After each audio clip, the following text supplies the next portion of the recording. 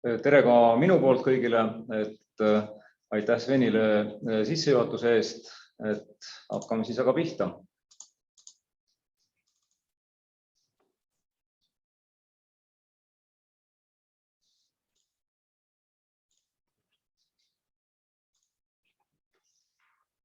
Nii, et millest me täna räägime siis, et kõigepealt keskendume eelkõige paberalusel arhivalide säilitamisele. Nii et paber on siis meil põhilisem materjal, millest me räägime.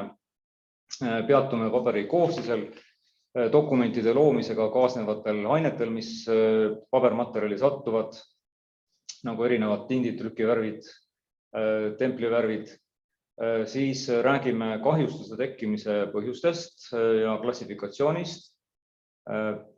Peatume säilitamisel ja konserveerimisel ning räägime ka detailsemalt, et kuidas on võimalik siis ise kodustes tingimustes toimetada, et paremini teie isiklikud arhiivid ja kultuuriväärtused säiliksid ning kust saada siis ka professionaalset abi.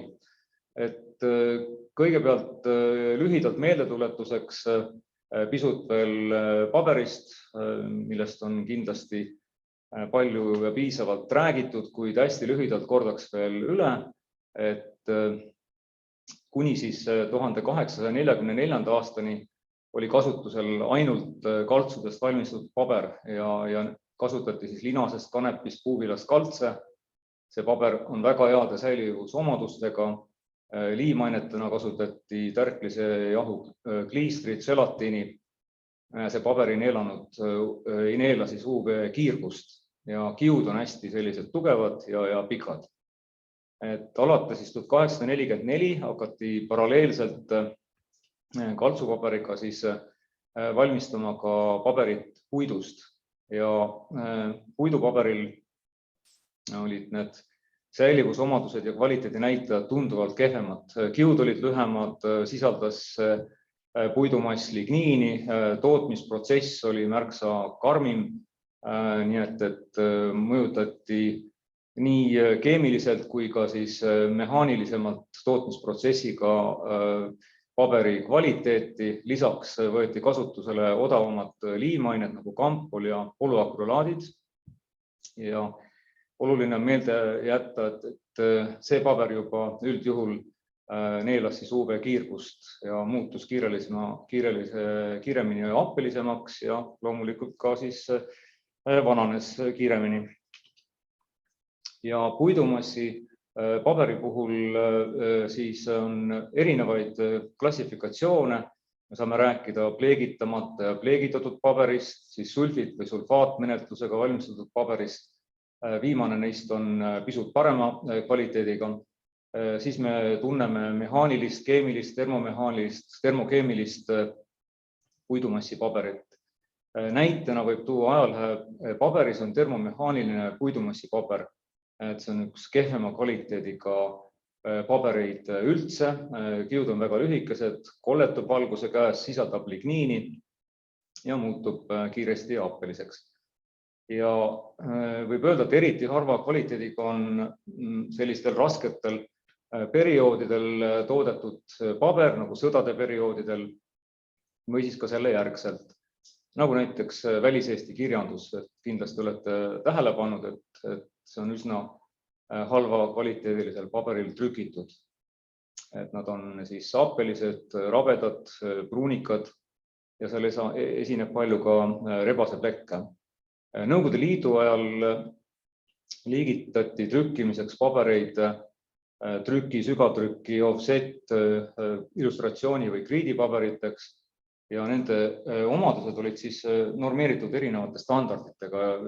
Tollal oli siis loomulikult üks standard, koststandard ja sortid olid jaotatud 1–3 ja markidena olid tuntud siis margid A ja B.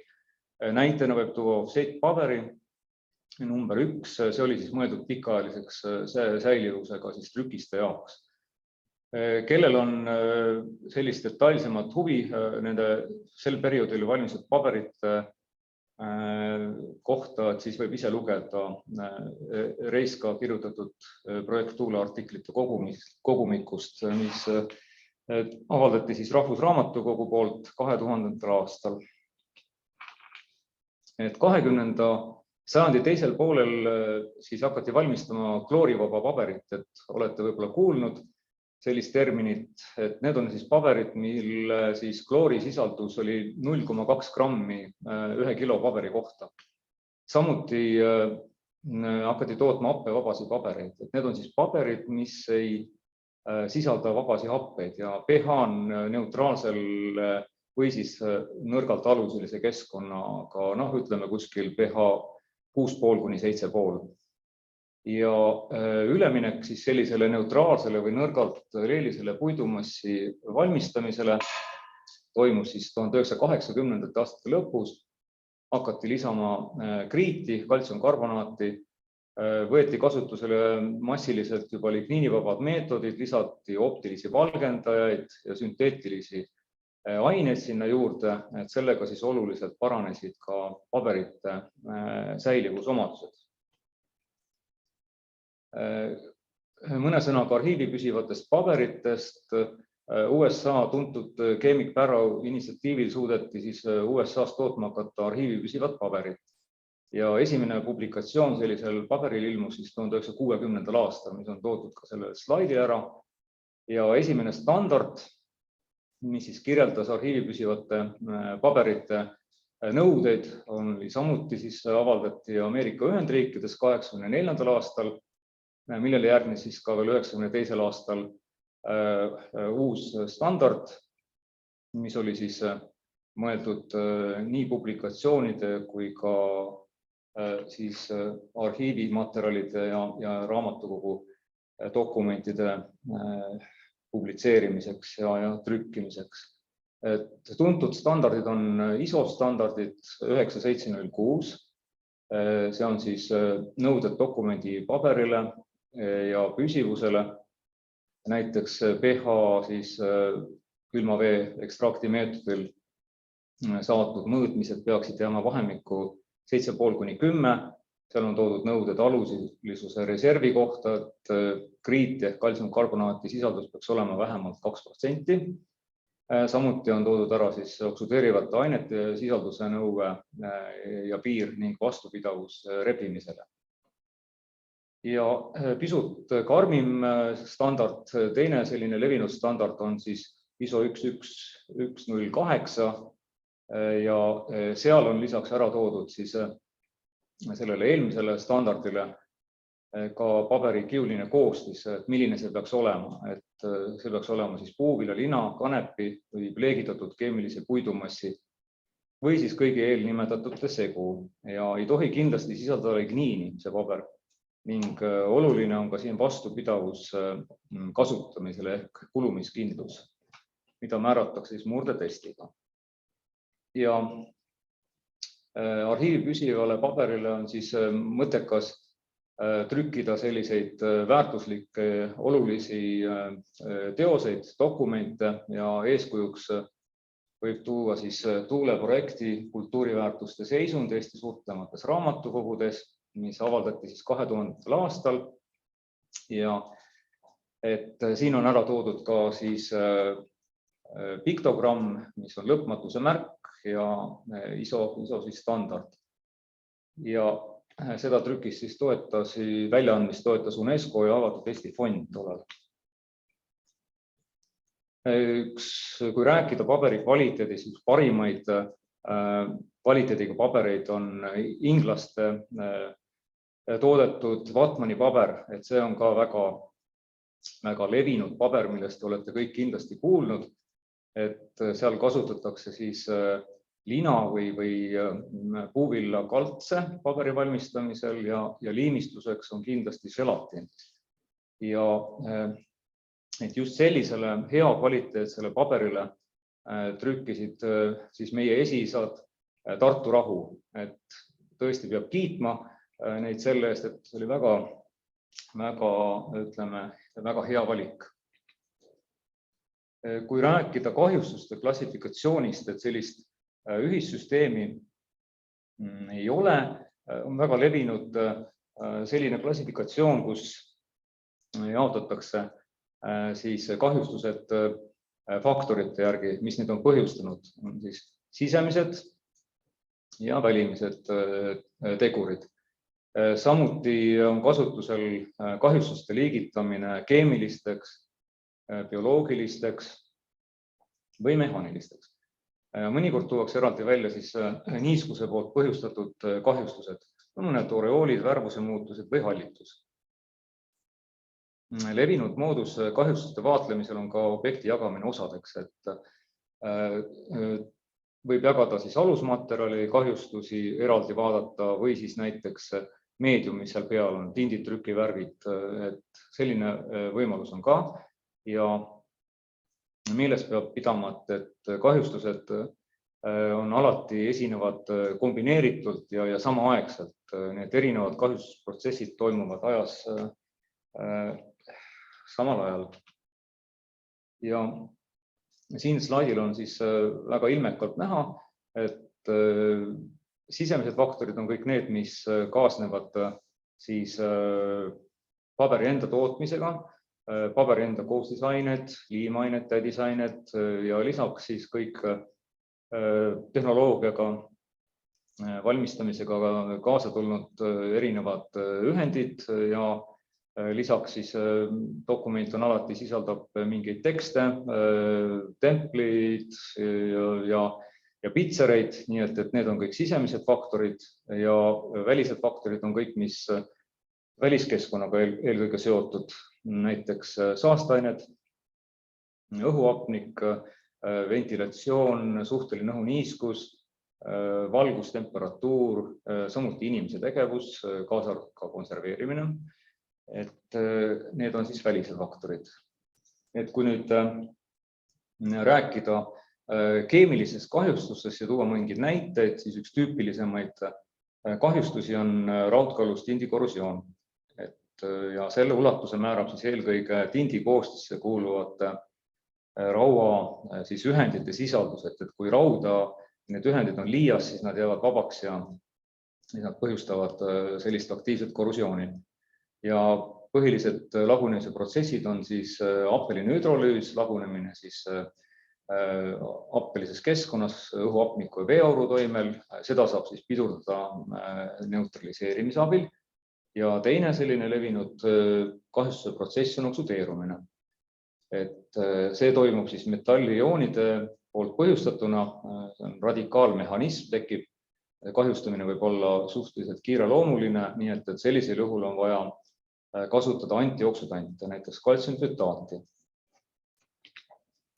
Ja siin on toodud ka teil slaidis üks riidekalkal plaan, nagu näha on, et siis servadest on juba materjal täiesti katkenud ja võib öelda, et tindikorrosioon võib olla ka nii tugeva iseloomuga, et isegi paksu pärgamendi võib hävitada.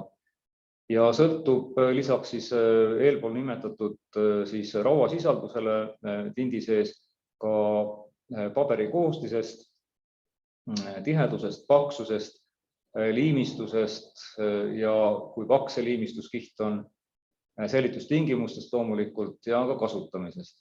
Võib öelda, et meie kliima on selles mõttes üsna soosiv, et Vahemere maades näiteks on niiske ja soe kliima. Nii et tindikorrosioon on seal märksa ulatuslikum. Siin on näide siis, kuidas konservaatorid toimetavad ja stabiliseerivad tindikorrosiooni kahjustusega argivale. Kasutatakse antioksudandina kaltsiumfötaati ja neutraliseerimisel siis kaltsiumkarbonaati või puukkiiperit. Ja lisaks siis need kahjustatud piirkonnad tugevdatakse nisutärkese kliistri ja Jaapani paberiga. Siin on teile näide siis vasekorrosioonist, et vasepigmente on ka päris laialdaselt kasutatud ja sellised roheka tooniga pigmendid vananedes muutuvad pruunikaks ja oksudeerumise tulemusel võivad nad täielikult lagundada siis selle alusmaterjali ka, nagu sellelt slaidilt näha on. Ja siin kasutavad siis konservaatorid sellisel juhul parandamisel Jaapani paberit ja nisutärklise kriistrit, et siin nagu toestatakse need õrnalt kahjustunud kohad. Ja üks levinud kahjustusi on ka siis rebaseplekkide kahjustus ehk boxing kahjustus, et tekivad nagu teedretähni sarnased pruunid plekid paberile. Seda on ka kindlasti kõik ise märganud, eriti vanemast perioodist puidumassi paberitel. Ja selleks põhjuseks on raue vasejoonide suurenenud kontsentratsioon teatud kohtades, kui paberit valmistati ja vananedes oksudeerudes tekivad sellised pruunika värvitooniga ühendid. Ja samuti boxing kahjustust seostatakse ka alitlusseente tegevusel. Siin on toodud nüüd näitena siis konservaatorite poolt töötlus sellisel juhul, et kuidas on võimalik siis neid kahjustusi siis ütleme töödelda ja see protsess on üsna keeruline, et siin detailidesse me ei lasku, aga vasakpoolsel graafilisel lehel näete selliseid pruunikaid plekke ja töötluse põhimõte on siis see, et nendes piirkondades siis töödeldakse neid erinevate siis ühenditega. Sellised on spetsiaalsed kelaatühendid, mis seovad selle ohtliku raua jooni siis kompleksi või siis on võimalus ka neid välja pesta ja hiljem on võimalus siis ka veel neid lokaalselt töödelda, valgendada, redutseerides pleegitajatega, mis ei lõhu paberit ega tselluloosi, vaid vastupidi, isegi taastab tselluloosi struktuuri. Kui varasemal perioodil olid väga populaarsed küll valgendajatena, pleegitajatena oksudeerijad, eriti kloori baasil ühendid, siis need kahjustasid küll paberit, aga need uuemad redutseerivad pleegitajad seda ei tee. Ja hiljem on vajalik siis neutraliseerida ja liimistus tagasi panna, nii et päris suur mängimine on siin. Ja üks põhiline kahjustus, mis on üldlevinud, on siis paber muutub aja jooksul appelisemaks ja pruunikaks ja visuaalselt märgatav, tügid võivad eralduda, paber läheb väga rabedaks ja eriti see on täheldatav paberi servades ja siin siis konservaatorid saavad mõõta spetsiaalse elektroodiga paberi pinnalt pH-d ja kui on pH alla 4,5 näiteks, et siis üldjuhul tuleks seda paberit kas pesta või neutraliseerida. Ja siin ongi nende slaidide peal näha, kuidas töötlus käib, et paberit on võimalik siis pesta, välja need appelisühendeid ja siis ka neutraliseerida vesikeskkonnas. Sageli siis on selleks kaltsiumkarbonaat või siis kaltsiumhüdroksiid, millega tehakse ja oluline on see, et selliste protseduuride puhul kindlasti konservaatorid testivad, et kas need pigmendid vee suhtes tundlikud ei ole. Ja kui ongi tundlikud, et siis tuleb kindlasti need pigmendid kinnitada. Ja alumisel slaidil näete siis selliste teist alternatiivset võimalust on siis bookkeeper spray, kus on siis ütleme puherdusaineks magneesiumoksiid. Et siin on siis võimalik ka otseselt töödelda selliseid dokumente, kus on sellised vees lahustuvad tindid näiteks. Räägime ka natuke siis bioloogilistest kahjustustest, et nagu te kõik teate, et nende tekitajateks on siis peamiselt närilised, putukad erinevad ja mikroorganismid, nagu seened ja bakterid. Ja siin on oluline just biokahjurite monitooring, et erinevaid küüniseid tuleks kasutada, et biorõhk on ennetaval tegevusel. Et kui teil olukord kontrolli alt väljub, siis on märksa keerulisem tegutseda ja nõuab suuremaid ressursse ning läheb kallimaks.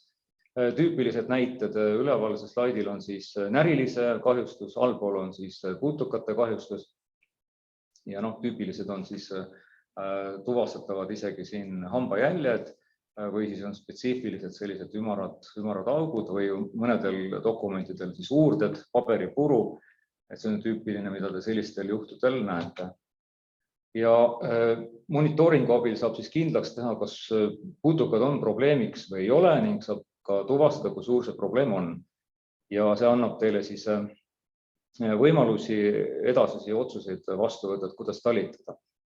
Ja erinevaid siis püüniseid on putukatele müügil, näiteks siin on näitena toodud siis majasoomukate antranktant-tablettidega liimpüünis, et sellisel juhul, kui viimasel ajal on kuulda, et mitmetes mäluasutustes ja kindlasti ka kodudes on rohkem aktiivsemaks muutunud majasoomukad, et kes siis täpsemalt selle teema kohta huvi tunneb, et siis soovitame lugeda Rahvusarhiivi tegevuse ülevaadet, mis viimane meil 2019-2020 perioodi hõlmab, ilmus sellel aastal, nii et saate ise lugeda. Ja elavate putukate siis puhul tuleks kindlasti need objektid isoleerida teistest, aitaks külmutamine 72 tundi kusagil -30 juures ja üks võimalus on alternatiiv hoida neid hapnikuvabas keskkonnas, nendes lämmastikus, see on paljudel juhtudel üsna keeruline. Samuti on keemiline tõrje, erinevad siis keemilised insektsiidid on olemas, mis võivad väga efektiivsed olla.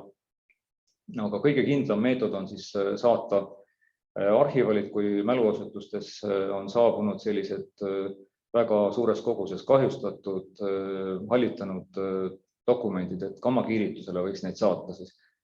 Ja konserveerimisel, kui on sellised putuka kahjustustega piirkonnad teil dokumentidel, et seda siis konservaatorid parandavad paberi ja nisutärkese kliistriga, et siin on selline toestamise meetod kõige parem. Ja hallitus on hästi levinud, neid hallitusseenespoore on meil kõikjal, igapäevaselt hingame neid kogu aeg sisse. Ja kui hallituse seente puhul on oluline, kui teatud kliima neile soodsaks kujuneb, näiteks suhteline õhuniiskus on suurem kui 65%, ventilatsioon kehva selle juures ja suhteliselt soe ka veel, et siis võite kindlad olla, et mõne aja pärast võivad need dokumendid ja paberid hakata hallitama. Ja kuidas ära tunda, et loomulikult on iseloomulik selline spetsiifiline lõhn neil, tekivad teatud pigmenteerunud piirkonnad, siis seente elutegevusel tekivad teatud ensüümid, mis põhjustavad siis värvuse muutusi. Samuti on siis, kui vana hallitusega juba tegu on, seal on hallitustolm peal nagu pulber paberil ja peab kindlasti silmas pidama, et hallitus ei ole siis ohtlik mitte ainult nendele paberitele, dokumentidele, vaid ka inimesele tuleb kasutada erinevaid kaitsevahendeid. Ja kuidas saaks hallitust määrata, et alati tekib küsimus, et kas on nüüd elus hallitus või surnud hallitus, siis kindlasti soovitaks sellist lihtsat testerit, mis on agar-agar baasil söötmega varustatud pinnalt, nii et on väga lihtne, et selle pinna viitekontakti uritava siis objektiga hoiate seal mõned sekundid ja pärast sulete selle korgiga ilusti ja jätate 78 tunniks seisma. Nii et siis peate lihtsalt või 3-5 päevaks seisma, siis peate jälgima toatemperatuuril, et kas sinna midagi tekib. Ja siin võib öelda, et nende näidete puhul on näha, et siin on päris palju tekkinud kolooniad, et siis on teil probleem, tegemist on elusa hallitusega, siis peate midagi ette võtma kiiresti. Selle testerit sisaldavad 10 testerit, müüakse ka Eestis, Harjumaal või Tallinnas. Kilto firma siis neid müüb, nii et ei maksa ka palju. Mõni aasta tagasi oli kuskil orienteeruv hind alla 20 € natukene. Nii et täiesti soovitan neid muretseda, tellida, et jälgida oma olukorda kas või korterites, vannitubades, et teil oleks seal aktiivset talitust. Võib juhtuda, et mäluosutustesse tuuakse või antakse üle väärtuslikku dokumente, mis on tugevalt talituskahjustusega.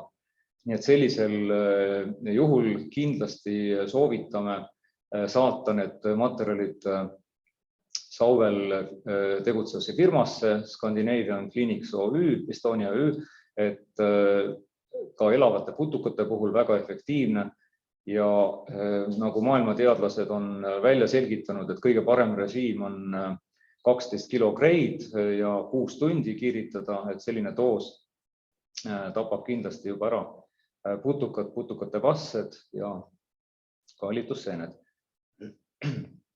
Nii et sellisel juhul saab siis, ütleme, see paberdokument ise minimaalseid kahjustusi ja kasu on selles mõttes maksimaalne, sellepärast et nagu pildilgi näha on, et ise näete, mis hallituskahjustuse edasiarenguga võib teha, et teil see dokument lihtsalt hävineb. Ja kui selline töötlus on tehtud, siis on võimalik kohe konservaatoritel neid siis edasi puhastada, parandada, loomulikult kasutades siis erinevaid kaitsevahendeid ja töö tuleks teha tõmbekapis, sest ka see hallituse tolm on inimesele ohtlik. Ja konservaatorid, siin on üks slaid, pildil on võimalik kasutada siis ka lisaks mehaanilisele eemaldamisel pintsli või vatitampooniga väikseid tolmuimejaid, mis on varustatud HEPA filtritega. Oluline on ka siin, et siia ette on kinnitatud väike võrk, et midagi olulist tolmuimesse ei satuks. Ja vajadusel on võimalik kasutada siis ka selliseid, ka siis 70% etanooliga imutatud salvrätikuid, tampoone ja antud näidise puhul, nagu te siin slaidil näete, on sinna lisatud ka siis hallitust pidurdavat kvaternaarseid ammooniumühendeid ja konservaatorid kasutavad ka veel selliseid keerulisemad keemiliste ühenditega lahuseid. Ajatin lahus on näitena siin toodud. Millised on hoiunõuded? Et see on väga oluline teada ja sellest sõltub väga palju, kui kaua teil siis oma isiklik arhiiv või perearhiiv või siis olulised raamatud säilivad, nii et tähtis on siis eelkõige jälgida temperatuuri õhuniiskust. Selleks on ka vastavad kehtivad standardid ISO 11799 2016. aastat. Ja selle järgi ütleme, et need normid on pisut läinud lõdvemaks ja loetakse rahuldavaks soovitusliku temperatuuri 16–23 ja õhuniiskust vahemikus 30–60%. Et sellises vahemikus on säilitada pabermaterjal, ei ole liiga kuiv ja ei teki ka hallituse siis ohtu.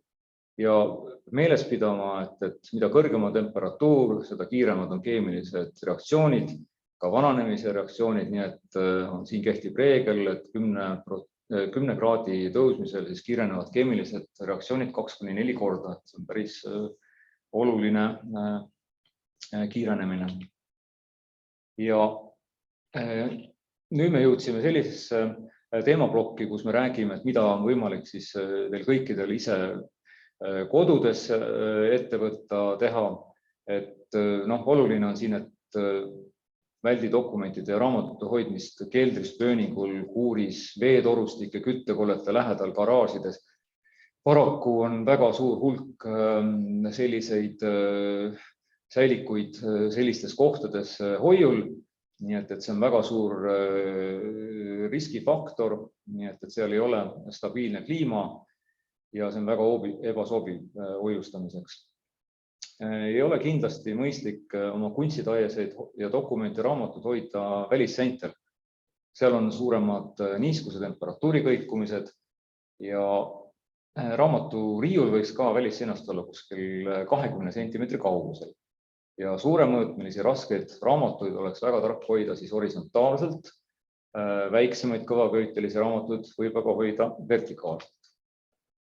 Tuleks vältida raamaturiielite ülekoormamist ja deformeerimist. Ja siin on üks väga lihtne nipp, et kui teil on raamatud hästi tihedalt üksteise vastaselt, on raske tõmmata raamatut sobivat välja, mida te parasjagu kiiresti tahate, et siis oleks mõistlik ühte kiiret lihtsalt nippi kasutada, et lükkate siis sõrmedega selle teid huvi pakkuva raamatu, naaberraamatut pisut tahapoole paar sentimeetrit, siis saate korralikult raamatust kinni võtta ja ta välja tirida. Et vastasel juhul, kui te võtate näiteks ülevalt raamatu selja otsast, et siis on suur oht katki rebida see. Ja üks kindel reegel on ka see, et ei tohiks oma raamatuid ja dokumente hoida põrandal nendes ruumides, kus võib-olla sageli nad on ajutiselt pandud, aga ikkagi, et seda tuleks kindlasti vältida, et veekahjustuste oht on sellel juhul päris suur, kui midagi peaks juhtuma, nii et peaks hoidma vähemalt 10 sentimeetri kõrgusel. Oluline on oma dokumente kaitsta siis valguse eest. Seda saab teha siis kas kardinate või ruloodega, et valgus neile peale ei paistaks ja kindlasti valgusel on selline suur osa fotokeemilise lagunemise siis kiiremaks muutmisel, paber seeläbi muutub siis jälle happeliseks, kujutis pleekub ja paber muutub rabedaks. Valgusite puhul, kui teil on võimalik valida, et siis oleks kindlasti soovituslik kasutada LED-valgusteid. Need ei kiirga UV-kiirgust. Ja õõglamp ei kiirga ka UV-kiirgust, nii mõningase kohas on need kasutusel veel, et sellisel juhul peab kindlasti vältima ülekuumenemist, et olete tähele pannud niikuinii, et kui käsi hoida selle pirni läheduses näiteks, siis tunnete, et sealt eratub soojust. Ja materjal võib seetõttu siis kas ülekuumeneda ja niiskuse tase ka langeb selles piirkonnas. Oluline on oma dokumente siis hoida ka kaitstud tolmu ja määrdumise eest, nii et selles mõttes, kui on võimalus hoida kusagil kappides, kus on uksed ees, siis dokumenti kasutamisel tuleb kindlasti jälgida käte puhtust. Ei soovita kasutada happelisest paberist ümbriseid, järjehoided. Näete ise sellel slaidilt, mis sellega võib kaasneda. Nii et see happelisus kandub edasi naaber olevatele siis paberitele ja jälle kiirenevad lagunemisprotsessid. Ja metallklambritest, et kunagi ei ole mõttekas neid kasutada, sest slaidide pealt on näha, mis nendega juhtub. Siin on sellised ekstreemsed näited ja tuleks need kindlasti eemaldada. Tegemist on näiteks klambrite ja knopkadega. Ja sellisel juhul näiteks, kui on tegemist fotodega ja seal on sellised kinnituseks on kasutatud metallist öösid, siis neid ei ole mõtet hakata sealt ära eemaldama, sest te võite kahjustada fotod sellega ja emulsioonipinda. Kust saada sobilikke ümbriseid, et lähtusin siin valikus eelkõige Eesti firmadest, et oleks koha pealt võimalik neid kätte saada ja ka internetist tellida, siis kindlasti soovitaksin paberikauplust või poodi Celluloos, mis asub Tallinnas Narva maanteel ja seal on võimalus siis tellida sobilikke arhiivi püsivaid ümbriseid ja siin on toodud mõned näited, on võimalus siis mappe tellida, karpe erinevad ümbrikuid ja meil oli ka kokkulepe, et kõik selline info nüüd, mis tuleb, et seda on teil võimalik siis hiljem kasutada, neid slaide saab siis jagada, nii et loodan, et oluline informatsioon on kõik olemas, et ei pea keegi midagi siin praegu kiiresti meelde jätma ega üles kirjutama. Kui meil on tegemist siis kaartidega näiteks, et siis on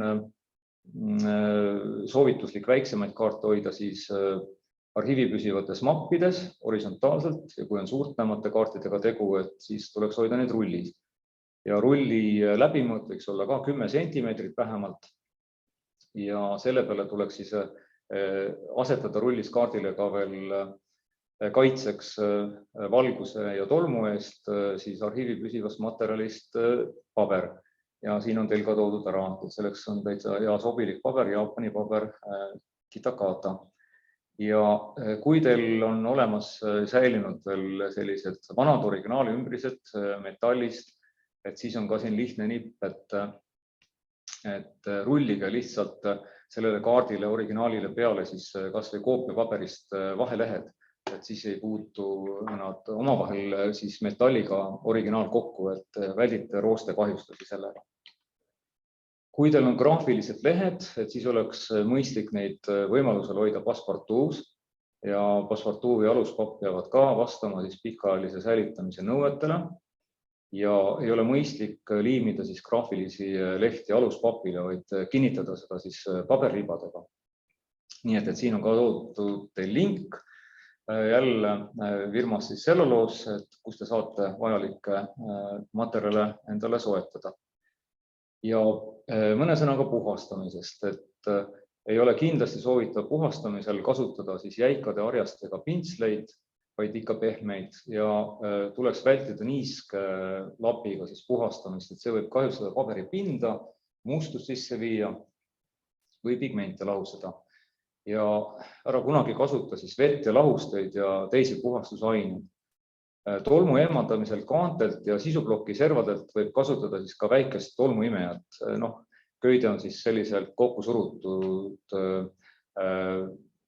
asendis, et ei kahjustaks mingilgi määral paberilehti. Ja see sobikski sellise köidete puhastamiseks eelkõige. Ja puhastamise soovituslik järjekord võiks näha selline, nagu on slaidil ära toodud.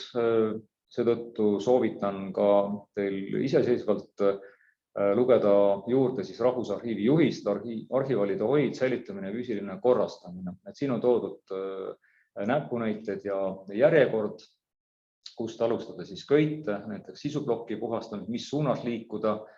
Nii et see on ka selline väga asjalik abivahend. Ja puhastamisest rääkides nüüd kustutuskummidest, et seal tuleb ka kindlasti valida, et see kustutuskumm oleks õige. Lihtne test oleks tavalise mingi paberi peale, et te saate jälgida, et ei tohiks jätta sellist rasvast jälge. Ta ei tohiks olla nii kõva, et paberi pinna karvaseks muudab. Et siin on mõnede firmade kummid ära toodud, mida siis võiks kasutada. Kohinoori siis kustutuskummid ja Faber-Castelli kustutuskummid. Siin on ka erineva tugevusega kustutuskumm.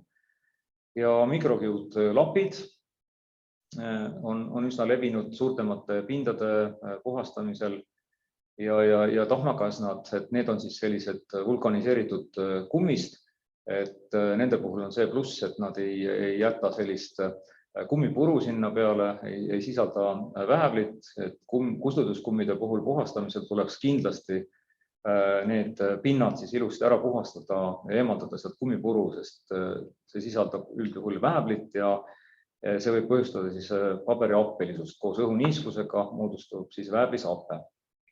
Et kõik need siin toodud erinevad siis puhastusvahendid on kõik saadavad samamoodi jälle Eestist. Siin on toodud ära ka nende firmade lingid, kust tellida saab. Parandamisest rääkides tuleks kindlasti rõhutada, et ärge kasutage nõndanimetatud arhiivi püsivate siis filmoplastide teipe, filmoplastteipe, eriti just väärtuslike dokumentide raamatute puhul, et on siin mõned näited toodud, mis sellega kaasneda võib, et need teibid, mida erinevates kataloogides nimetatakse arhiivi püsivateks, põhjustavad ikkagi erinevaid kahjustusi. Endid all olevad siis tindikirjad võivad laiali minna, migreeruda, nagu siit näha on.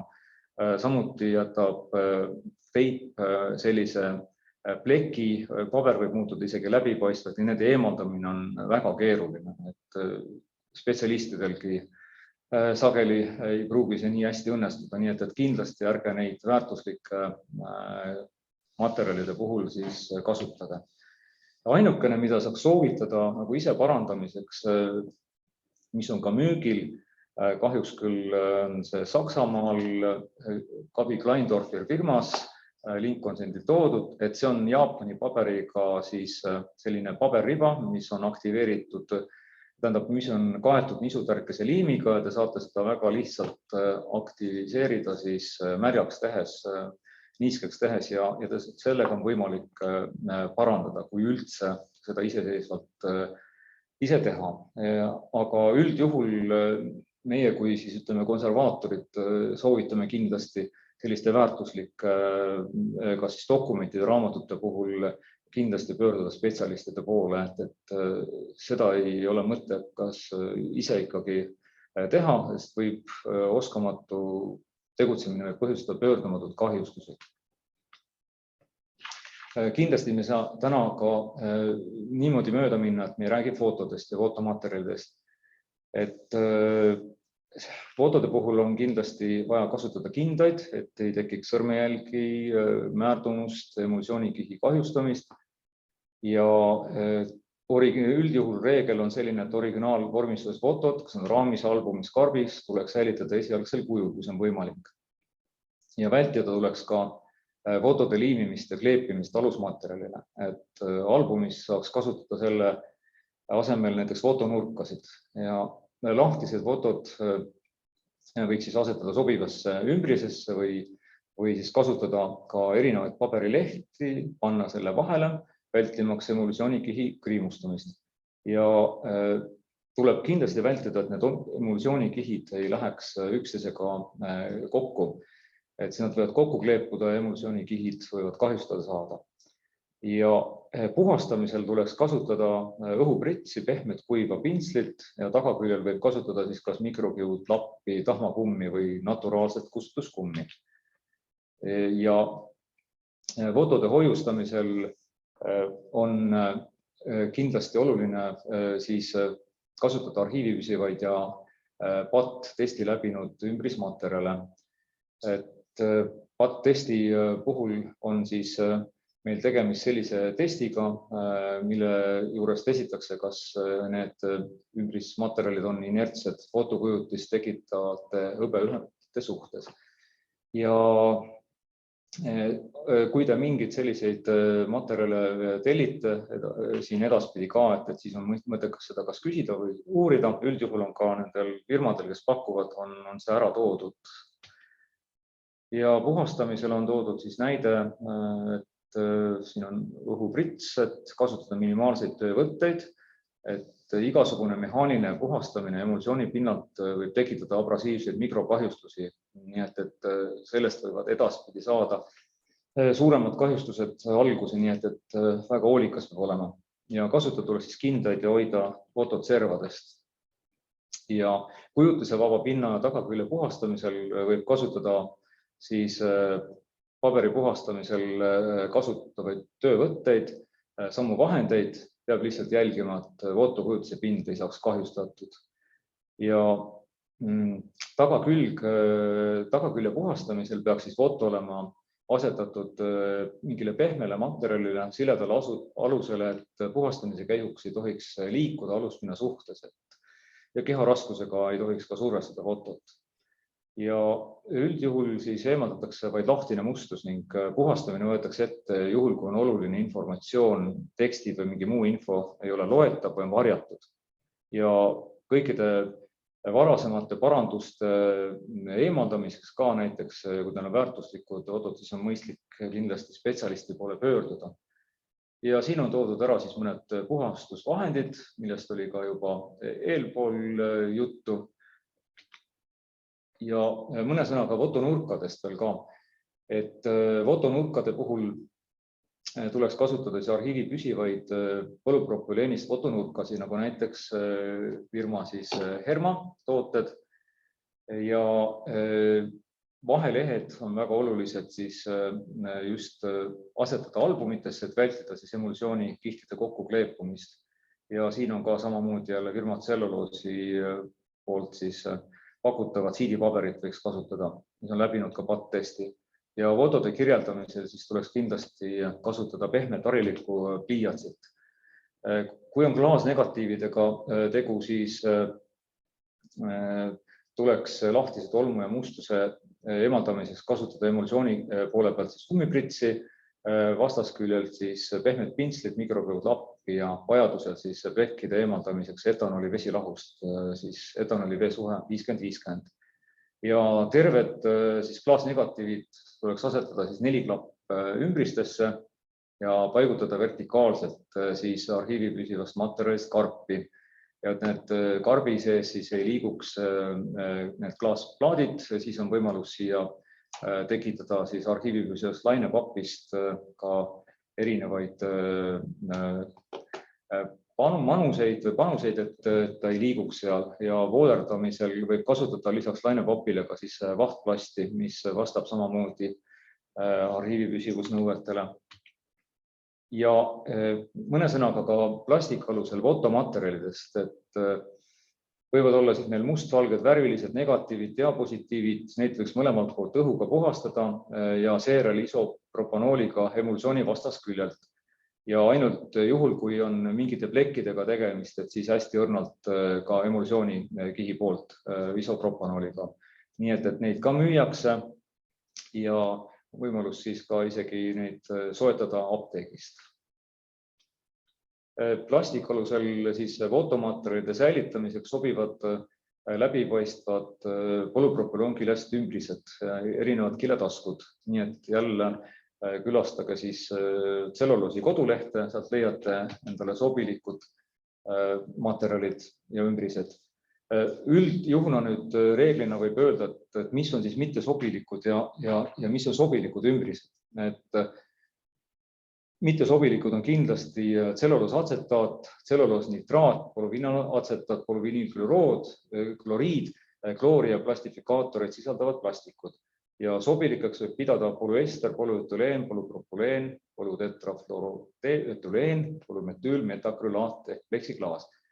Ja üldine soovituse nõue on, et plastikümbrised on läbipaistvad ja väga head kasutamiseks, info on mõlemalt poolt loetav, sobivad pikaajaliseks säilitamiseks, aga kui alatiseks säilitamiseks pole need siiski kõige ideaalsem lahendus, et materjali lagunemisel tekivad kahjulikud lenduvad ühendid, nad ei pääse sealt lihtsalt välja.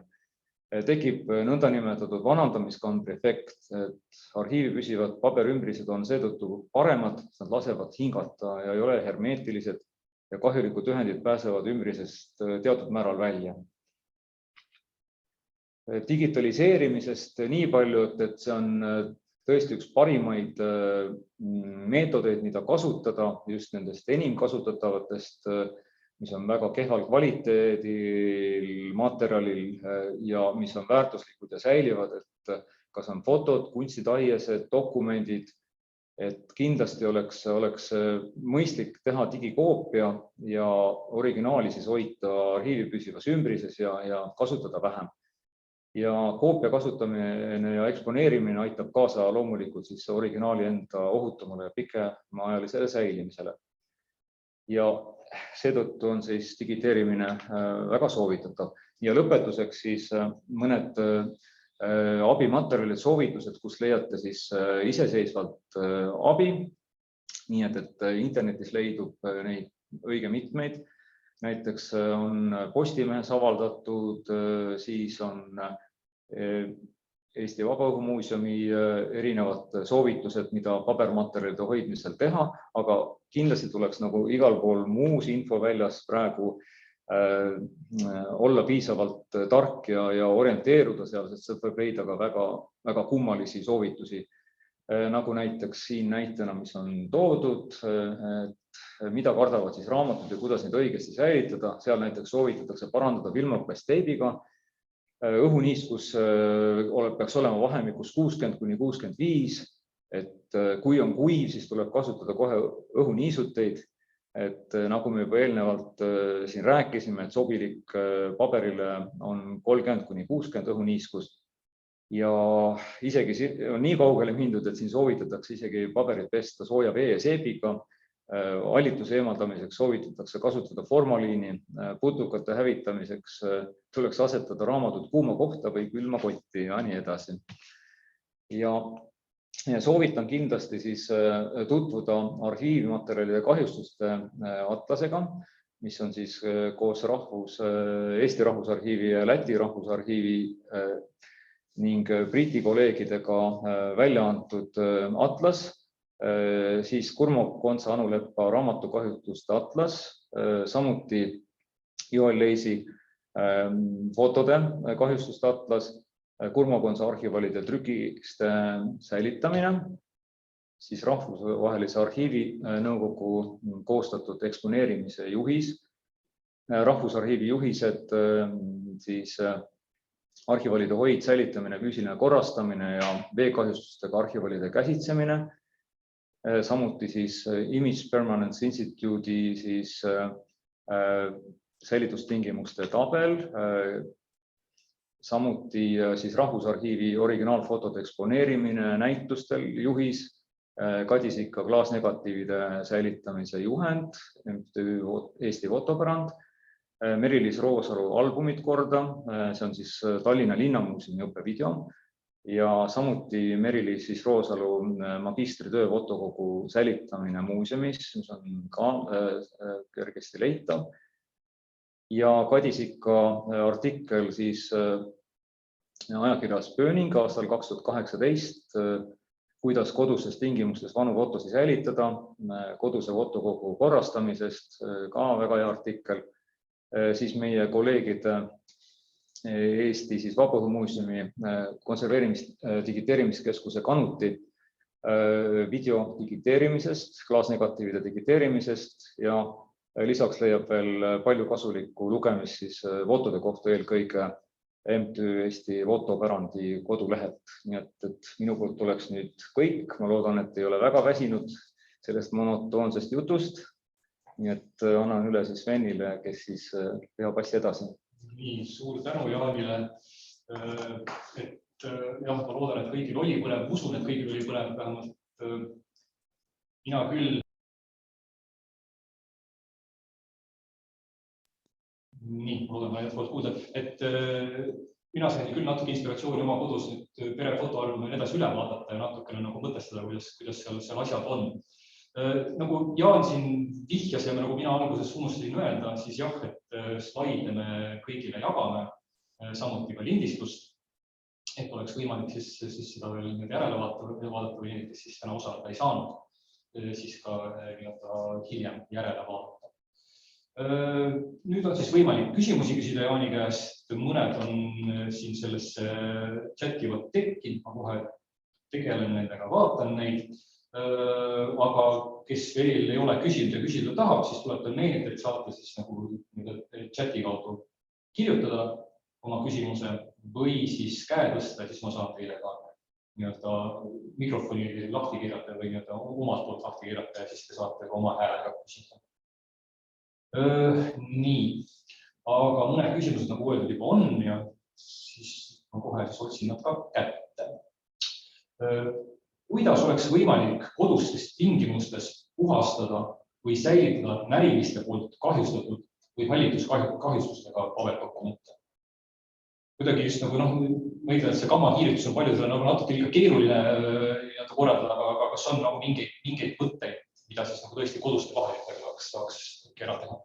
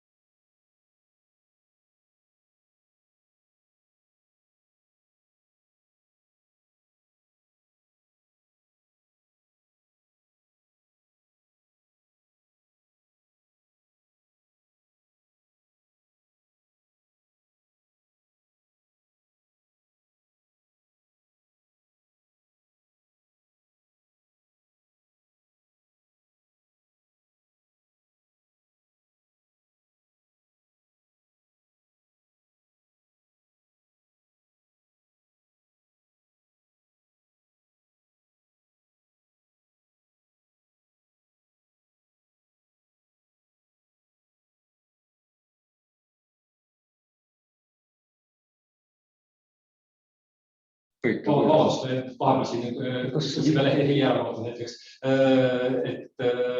Nii, järgmine küsimus, kas vanu fotosid kaarte võiks raamituna seinal eksponeerida, kui see koht ei ole otsese päikesevalguse käes? Kas on vaja või võimalik kasutada raamimisel mingit läbipaistvat klaasi, mis kaitseb valguse eest? Siin ma vaatasin tegelikult vist meie säilitusosakonna juhataja Rutt Tiidor juba ka viitas chatis, et väärtuslike objektide raamimiseks võiks valida võimalusel muuseumi klaasi, näiteks raamimise seal on nagu vaadata. Ja kindlasti on võimalus ka leida sellist klaasi, mis ultraviolettkiirgust siis filtreerib, ei lase läbi. Ja siin variante on, aga ikkagi tänapäeval on, ütleme, see digitehnika nii hästi arenenud, et ikkagi soovitakse eksponeerimiseks kasutada koopiaid ja hoida siis väga väärtuslikku objekti ikkagi siis arhiivi püsivast ümbristes ja hästi hoituna. Ja järgmine küsimus. Kas ja mida teha fotodega, mis on kleebitud vihikutesse 60-ndate kodu-uurimustööd? Kahjustused juba näha. Küsimus esimärgiga stiilist. Küsin igaks juhuks üle, kas ma olen ikkagi kuuldav hetkel. Et nendel juhtudel ma küll ei tea hetkel, millise liimiga see on liimitud, aga seal võib väga erinevad variante olla. Et kui seal on näiteks silikaatliim kasutatud, et siis sageli on selline probleem, et seal võib-olla aitab ainult mehaaniline eemaldamine, et silikaatliim on mõistlik siis nende paberilt see foto siis kätte saada mehaaniliselt ja ka isegi see tagumine kiht siis eemaldada liimi nii palju kui võimalik. Kui seal on tekstid taga, et sellisel juhul on nii keeruline olukord, sest see liim võib ja kahjustabki sageli ka fotosi ja ta läheb teisele poole välja ja kahjustab emulsiooni kihti, nii et sellisel juhul peaks ikkagi jälle järjekordselt ikkagi pöörduma spetsialistide poole. Loodetavasti ei ole tegu silikaatliimiga, sest see on tavaliselt kõige keerulisem. Sageli ei leiagi seal võib-olla sobilikku lahendust. Silikaatliim oleks siis nagu ka see kõige tõenäolisem, mis 60-ndatel kuskil sargandus oli? Jah, siis võidi kasutada seda küll, jah. Aga ma ei saanud küsijast aru, kas tal on mingid värvuse muutused ka tekkinud, ütleme seal kas kujutistel või on see niimoodi heas seisundis, et siis on võib-olla suuremad lootused, et tegu ei ole silikaatliimiga eemaldada, on võib-olla lihtsam, aga ise neid ikkagi eemaldama ei soovita kellegi hakata, et see oleks ikkagi spetsialistide tööpõld.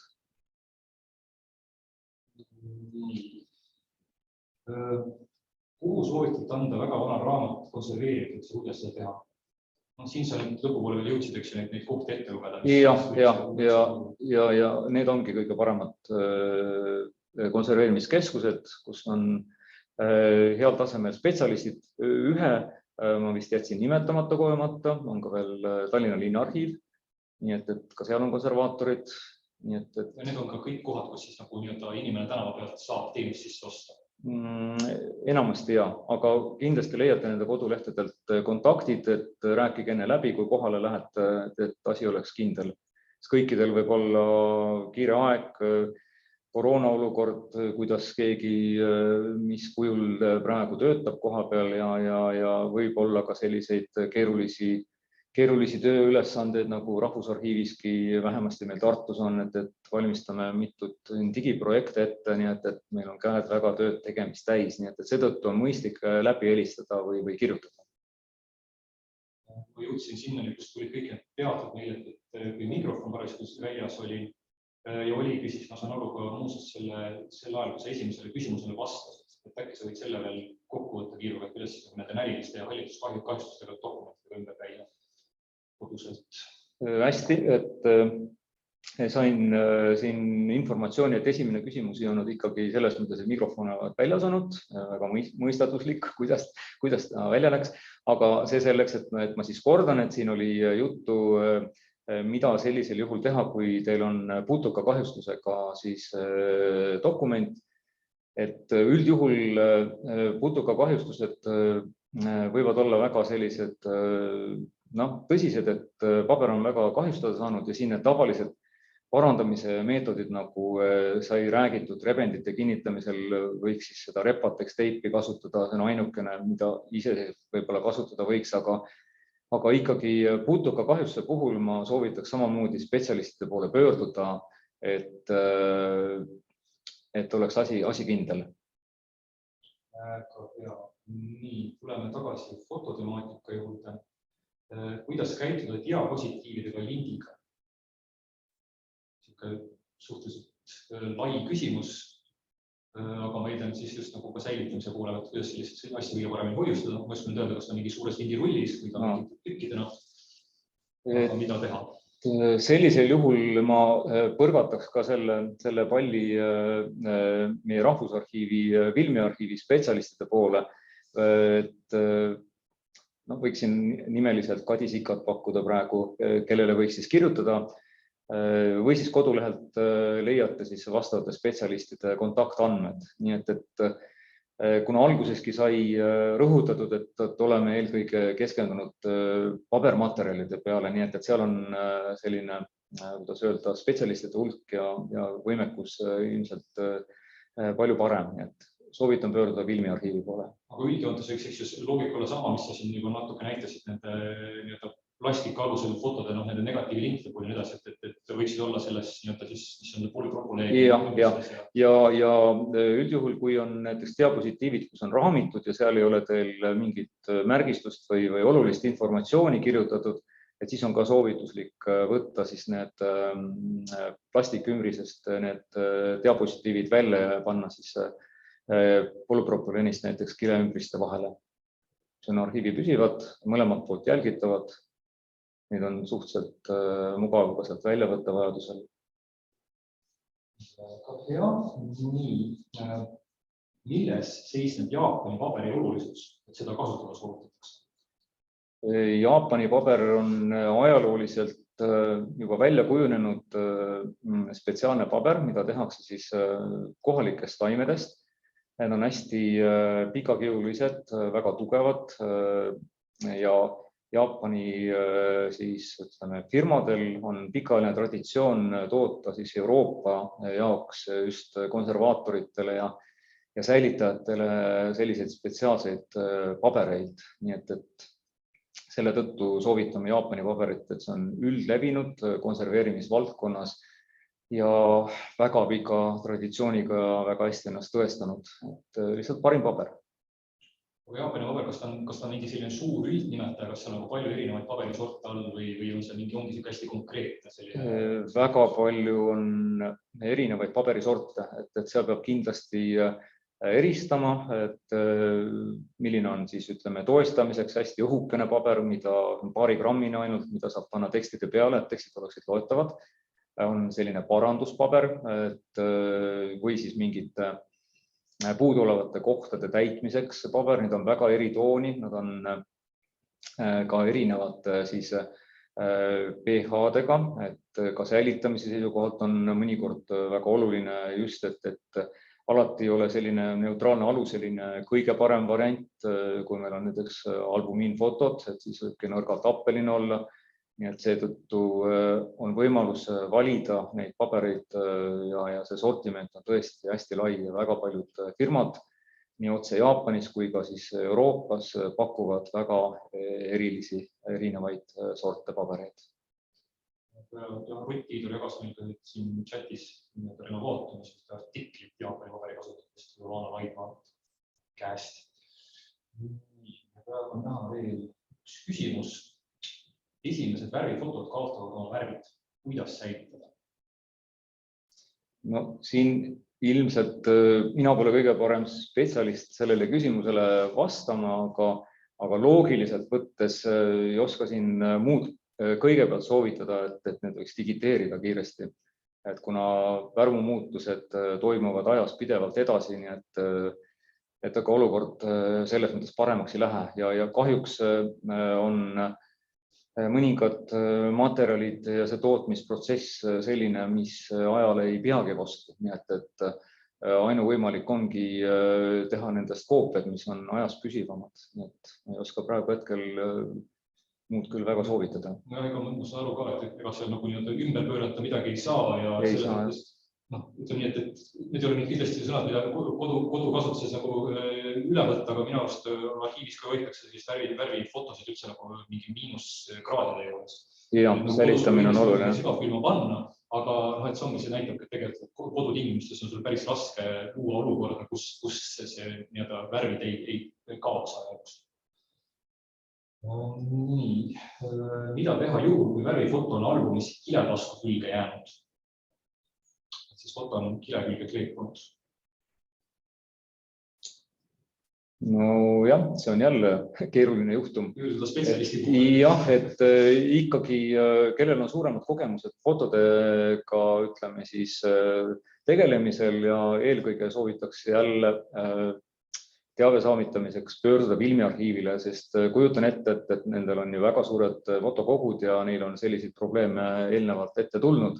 Et ma arvan, et nad on selles mõttes paremad vastamaks selle küsimusele, kuna meie ei ole küll sellise probleemiga siiani kokku puutunud.